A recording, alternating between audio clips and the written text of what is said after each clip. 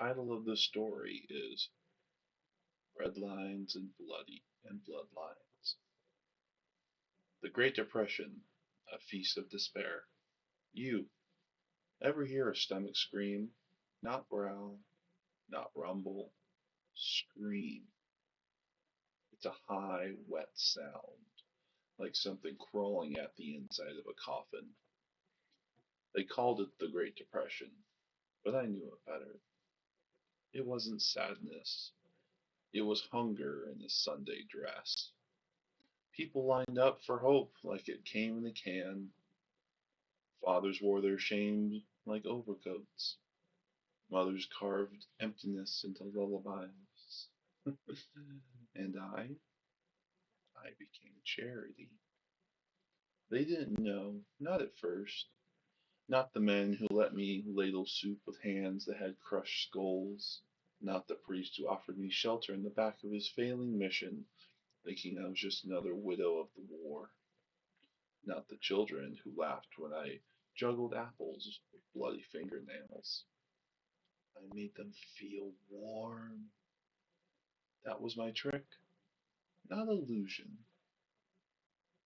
delusion. Such a wonderful thing, delusions. So tasty. They believed I was salvation because I smiled like it. But hunger has a cost, and kindness, well, can be counterfeit. I remember there was a boy. His name was Thomas. Big ears, bigger heart. He followed me one day, wanted to thank me, said I reminded him of his sister, the one who died coughing blood. I almost let him live. Almost. But he saw it. The mask that I tried so hard to keep on, well, it was slipping. The way I licked the soup off my fingers. He asked if I was an angel. I told him no. Then what are you? He whispered. I smiled a devilish smile, too big for any normal person to realize.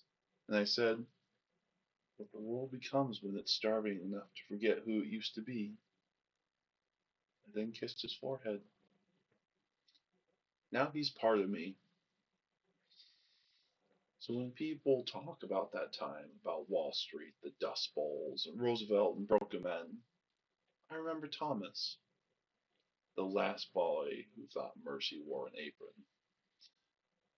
And if you ever find yourself in the soup kitchen alone, and the woman serving you smells like ash and old violets, don't look in her eyes.